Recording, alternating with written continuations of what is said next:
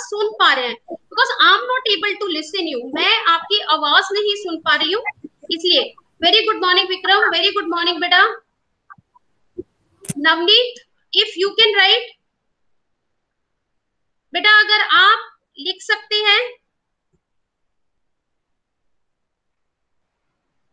If you can right,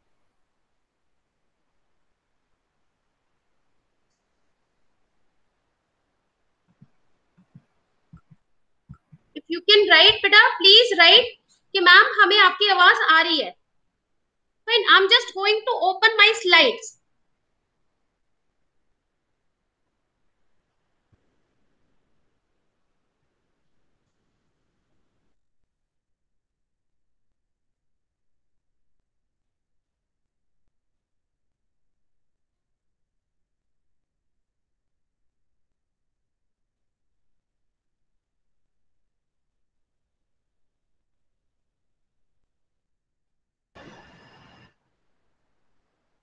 Okay, thank you Vikas, thank you for writing कि I am audible. So बेटा till now we have discussed, मैं आपको अपनी screen present कर रही हूँ and you have to tell me कि whether you are able to see my screen or not. क्या आपको मेरी screen visible है या नहीं है? You have to tell me this thing. Fine.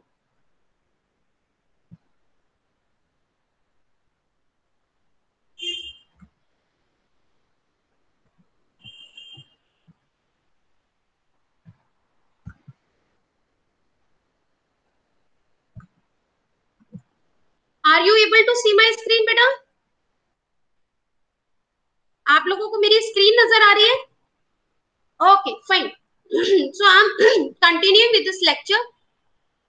देखिए, till now we have discussed the introduction and definition of HRP, objectives of HRP, importance of HRP. Now we are going to discuss the process of HRP. Now, although हम ये process discuss कर चुके हैं, लेकिन because Vikram is new to this class, so I have to repeat it once again. See, this is the slide, or this is the HRP process. This is the process of HRP. Fine. Now, in this slide, you can easily see that this, here it is written environment. What it is written, beta? Environment. Now, what do we mean by the environment? Here, environment means the external environment. The external environment, what does this external environment comprises? Now, this external environment comprises your political environment, your social environment, your technological environment, or your legal environment. So whatever, your company cannot operate in an isolated environment. You cannot operate in an isolated environment because you are running an organization, so you are working in an open system. Once you are working in an open system, your organization will be affected by this external environment and vice versa also. Fine. So when your organization is working in this external environment, what does it happen? Then after working in this external environment, because any organization have to work in the open environment or in the open system, they have to work or they get affected by the external environment. Then when you come inside, there are organizational objectives and policies. What are these? These are organizational objectives and policies. Now, what do we mean by these organizational objectives and policies? See, if my company, if I have a company like the shoe manufacturing company or the gadget company, whatever it is, so if I want to go for the diversification, if I want that my organization should go for expansion, then that is my organizational objective. That is the objective of my organization. Now, when you have decided your organization objectives and you have formulated the policy for that objective, then afterward you have to decide about the HR need forecast and HR supply forecast. So what do we mean by HR need forecast and HR supply forecast? It simply means that HR need forecast means whatever manpower I will be needing in upcoming future. What will be manpower I will be needing to fulfill this objective of my organization, right? In the same way, parallelly, you have to determine the supply forecast. The supply forecast simply means how many manpower you can take from within the organization.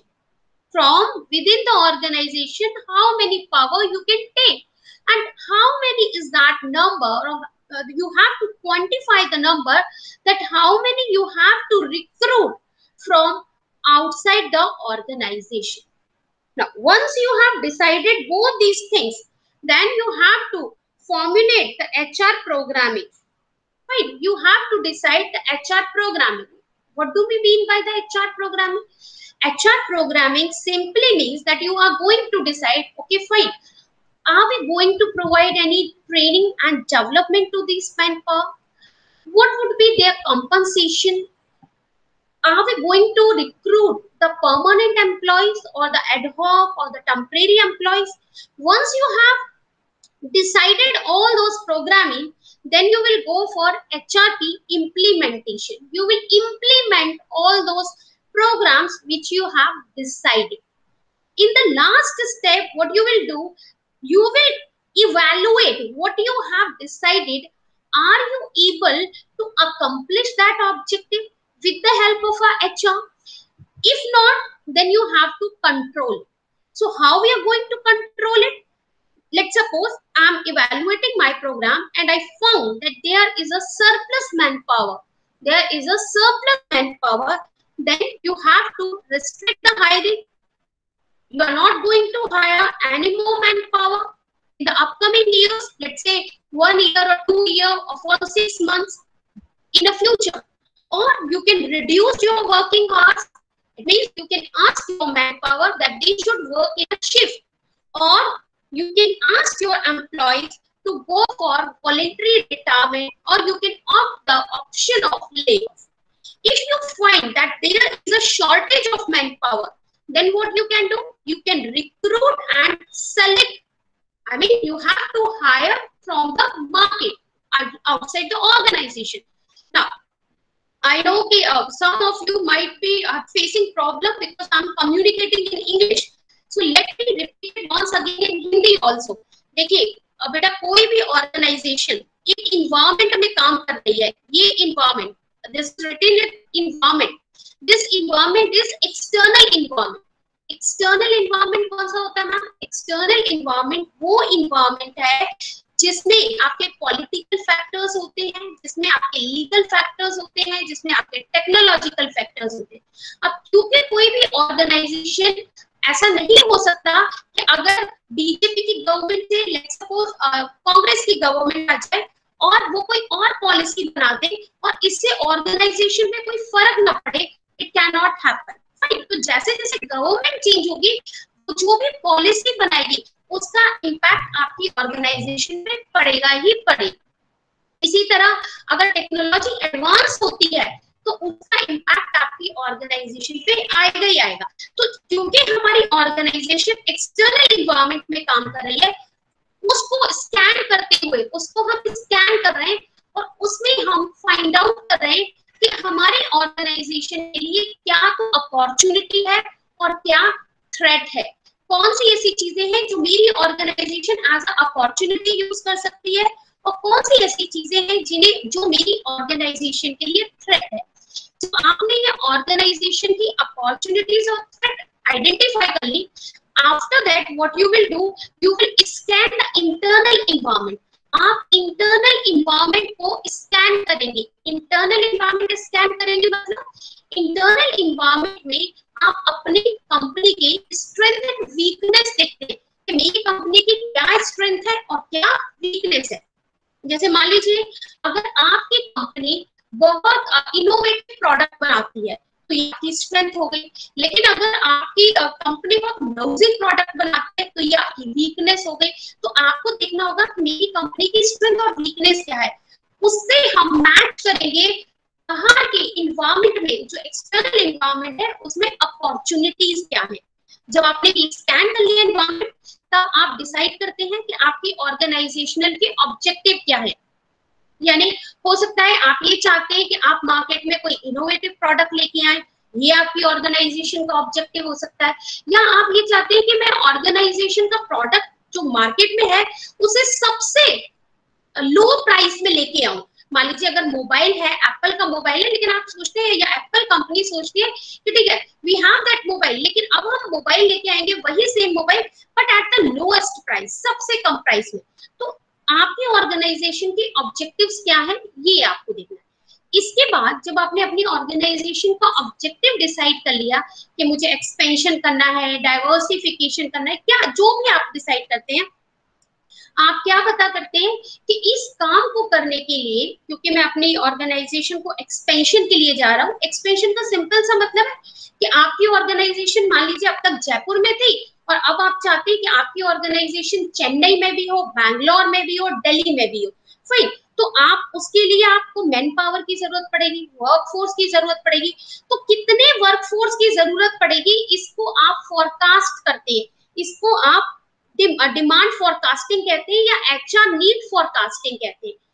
इसके साथ ही आप HR supply forecasting करते हैं। HR supply forecasting का मतलब है कि जब आपने ये पता कर लिया कि फाइन मैं अगर चेन्नई में अपने बिजनेस को एक्सपेंड करता हूँ तो मुझे 250 वर्कर्स की और जरूरत होगी, लेकिन 250 वर्कर्स क्या मैं सारे मार्केट से हायर करूंगा, या कुछ ऐसे एम्प्लॉय हो सकते हैं जो मैं जयपुर से ट्रांसफर करके चेन्नई भेज सकता हूँ।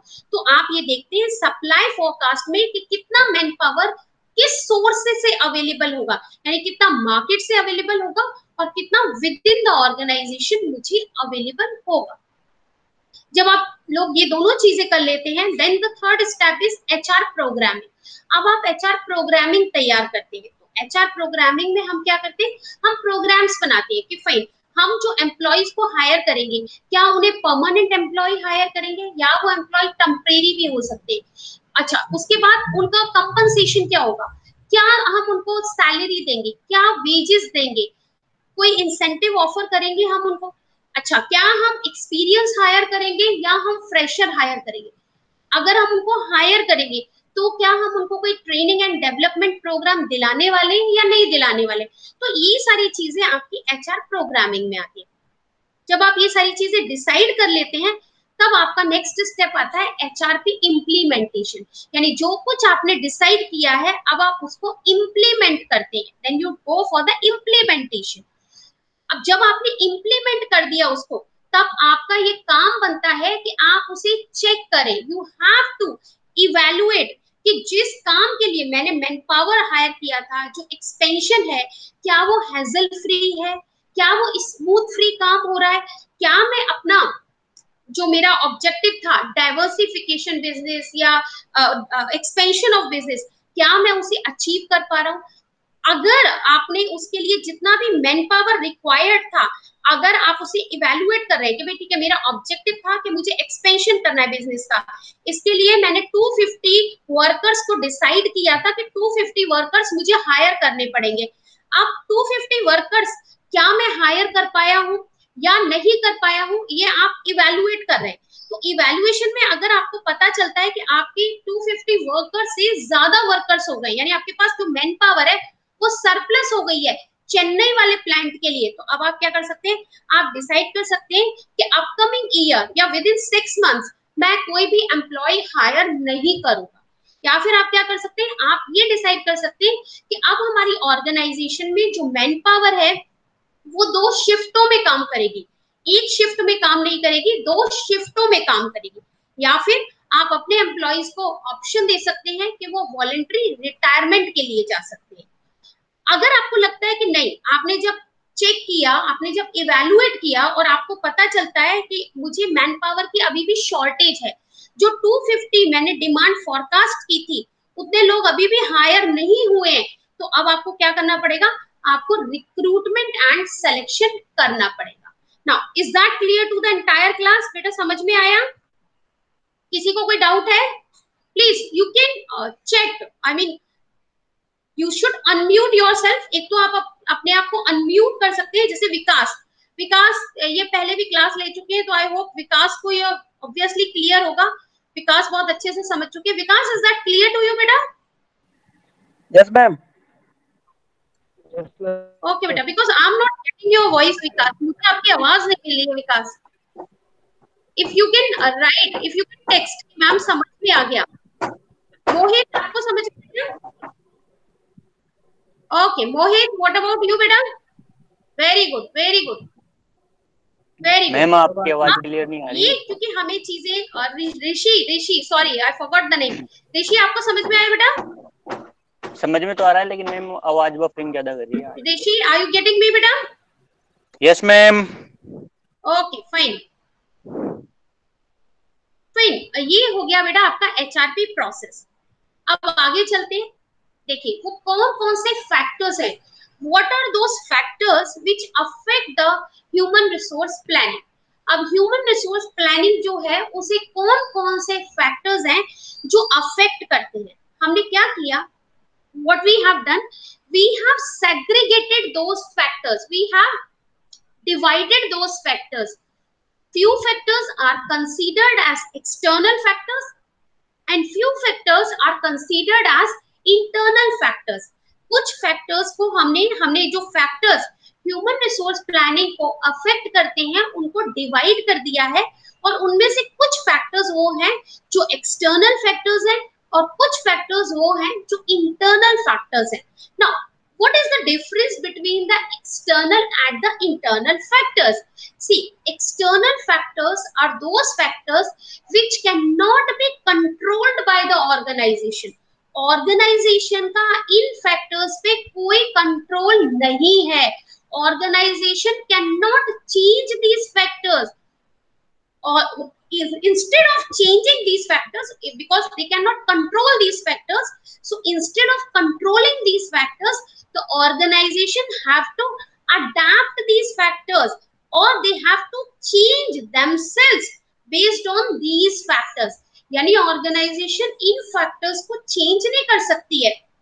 क्या कर सकती है, अपने ऑपरेशंस में, अपने काम करने के तरीके में चेंज ला सकती है इन फैक्टर्स के अकॉर्डिंग, क्योंकि एक्सटर्नल इन्वायरमेंट में जितने भी फैक्टर्स हैं उनको हम चेंज नहीं कर सकते।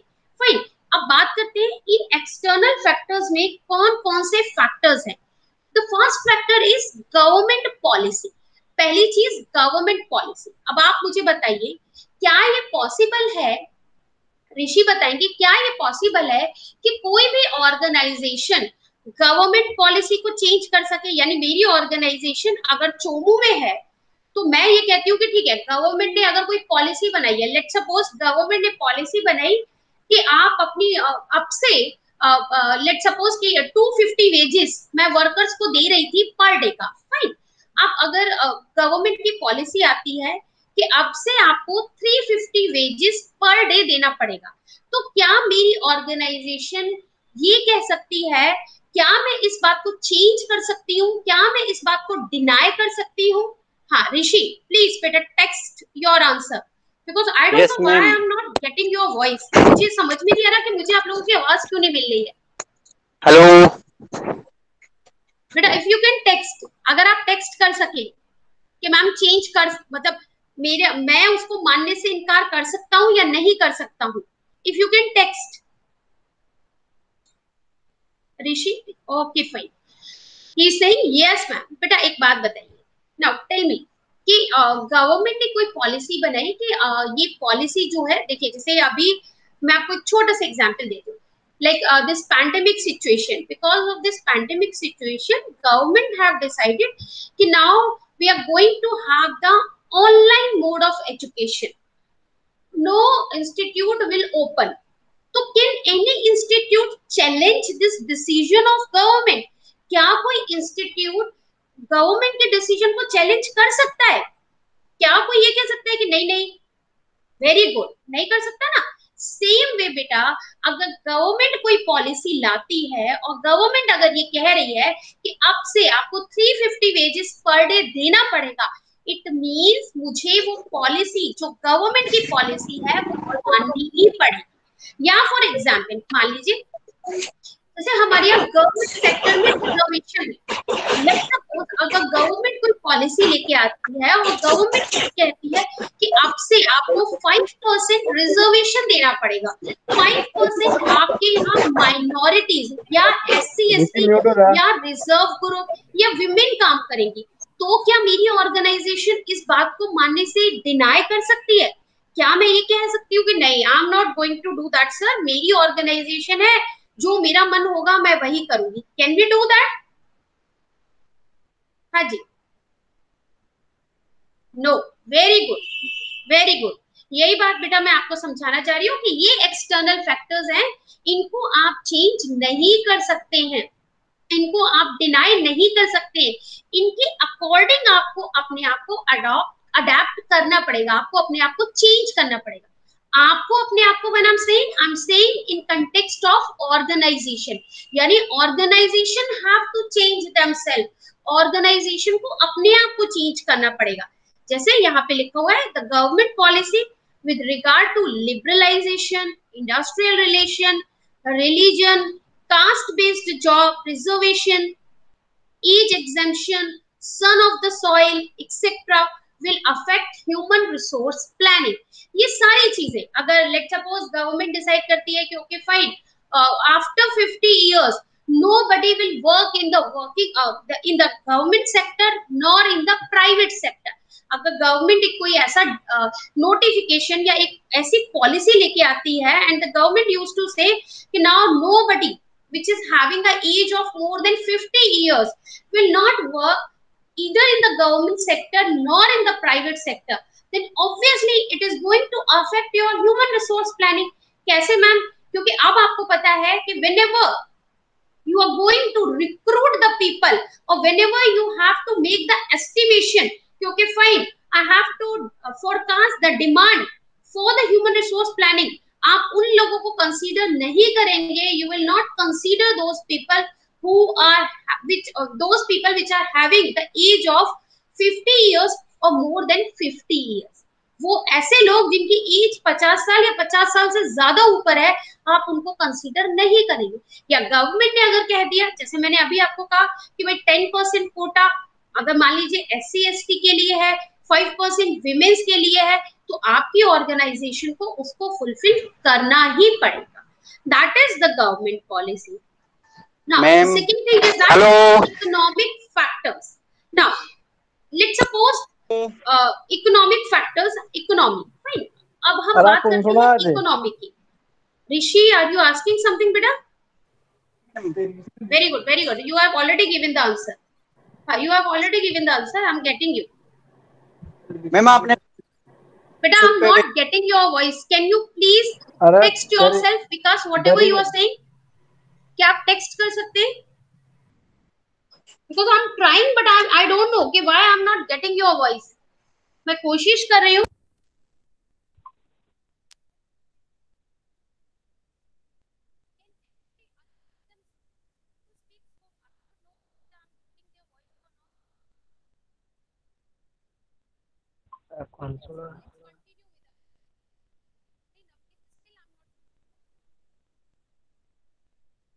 हेलो मैम, आपकी आवाज नहीं आ रही? अब मुझे आपकी आवाज आ रही थी बेटा, अब आ रही है आपको मेरी आवाज? Are you getting my voice? Yes ma'am, yes ma'am, आ रही है अब। Okay, okay, okay, fine, fine, you are getting my voice. Fine, wonderful, very good, very good, very good. Now, अब हम बात करते हैं बेटा दूसरे फैक्टर्स की, वो की है आपका इकोनॉमिक फैक्टर। इकोनॉमिक फैक्टर क्या है? देखिए, अगर इकोनॉमी सारी चीजें फेवरेबल है, Rishi are you trying to say something बेटा? Yes ma'am. आप कुछ कहने की कोशिश करें, can you please text me? क्या आप टेक्स्ट कर सकते हैं? Okay ma'am. Because I am not getting your voice बेटा, मुझे आपकी आवाज नहीं आ रही है।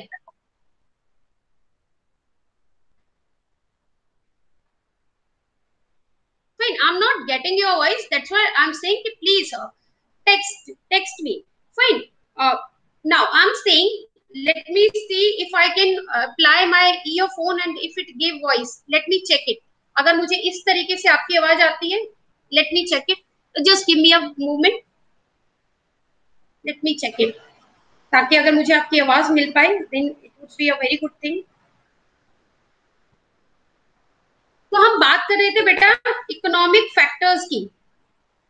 अगर मान लीजिए इकोनॉमिक फैक्टर्स, अगर इकोनॉमी बूम में है, अगर इकोनॉमी जो है आपकी बूम में है मतलब आपकी रिसेशन वाली प्रॉब्लम नहीं है, इकोनॉमी में एवरीथिंग इज ओके, देन आपका प्रोडक्शन जो होगा, जो भी whatever you are producing, it would be more.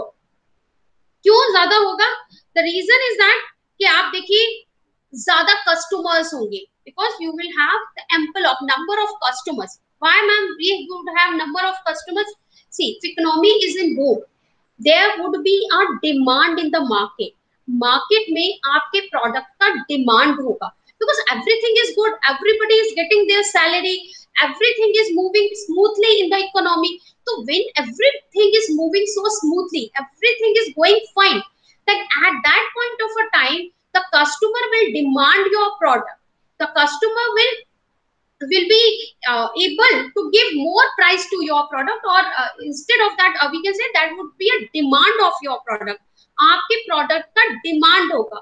If there is a demand of your product, it's very obvious that obviously you are going to produce more. क्योंकि आपके product का demand है, तो आपको ज्यादा वो product बनाना पड़ेगा. There would be more production. So if there is more production, you will be requiring the more manpower, more workforce to do that task. आपको ज्यादा मैन पावर की जरूरत पड़ेगी, ज्यादा वर्कफोर्स की जरूरत पड़ेगी ताकि आप ज्यादा प्रोड्यूस कर सकें. But on the contrary, if the economy is in recession, अगर इकोनॉमी रिसेशन में है, people are losing their job and everything is not fine with in the economy, और everything is not good in the country, whatever it is. So what would be the consequences? Then at that point of a time, the people will prefer to go or to purchase the basic necessities. सिर्फ उन चीजों को purchase करेंगे जो उनकी basic need है. Fine, they are not going to purchase the mobile phones, or they are not going to purchase like your some electronic gadgets. Why? They are not going to purchase the number of shoes, because at that point of a time there is a crunch of money. They don't have that much money.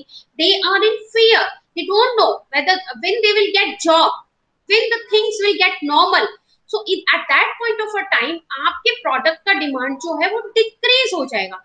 When the demand of your product will decrease, automatically then at that point of a time, there is no need of producing so much product. आपको जरूरत नहीं है कि आप उतना product बनाएं, because you are not producing that much product. Then it's very obvious then that you don't need that much manpower, like 250 or 350 manpower to produce those number of product, because you don't have that demand in the market. And let's suppose if it is the case of a perishable goods, if my company is manufacturing a biscuit and if there is no demand in the market and continuously I'm producing that biscuit, what would be the result? It would become perish. It would become perish after some time. So it would be a great loss to my company. इससे क्या होगा कि अगर let suppose आपको समझाने के लिए एक एग्जांपल लेते हैं कि अगर मान लीजिए आपकी कंपनी जो है अगर बिस्किट्स बनाती है, राइट, और अभी इकोनॉमी जो है लेट सपोज कि रिसेशन में है, people are losing their job, तो उस वक्त अगर आपने बहुत ज्यादा बिस्किट्स बना के तैयार कर लिए और मार्केट में बिस्किट्स की डिमांड नहीं है, people are not going to spend their money, people नहीं कर रहे हैं अपना पैसा खर्च नहीं कर रहे हैं आपके बिस्किट्स पे, तो जो भी आपने इतना सारा बिस्किट्स बना के रख लिया है, obviously it would perish after some time. वो जो बिस्किट्स है वो कुछ टाइम बाद क्या हो जाएगा, पैरिश हो जाएगा. तो हमें हमेशा ये याद रखना है कि इकोनॉमी किस कंडीशन में है. अगर इकोनॉमी बूम में होती है, if it is in the positive side, तब आपकी कंपनी प्रोडक्शन ज्यादा करती है। क्यों प्रोडक्शन ज्यादा करती है? क्योंकि आपके प्रोडक्ट की मार्केट में डिमांड ज्यादा होती है, और अगर मार्केट में डिमांड ज्यादा है तो ऑब्वियसली आपको ज्यादा मैन पावर की जरूरत पड़ेगी। लेकिन ऑन द कॉन्ट्रेरी, अगर इकोनॉमी जो है रिसेशन में है, ज्यादा पॉजिटिव साइन नहीं है, क्योंकि obviously it is in the recession, तो उस कंडीशन में मार्केट में आपके प्रोडक्ट की डिमांड डिक्रीज हो जाएगी। क्योंकि आपके प्रोडक्ट की डिमांड डिक्रीज हो जाएगी तो ऑब्वियसली आपको बहुत ज्यादा मैन पावर की जरूरत नहीं पड़ेगी, आपको उतने मैन पावर की जरूरत नहीं पड़ेगी। तो this way it affects the human resource planning. I hope you people are getting me clear बेटा? Navneet, it is clear to you, beta?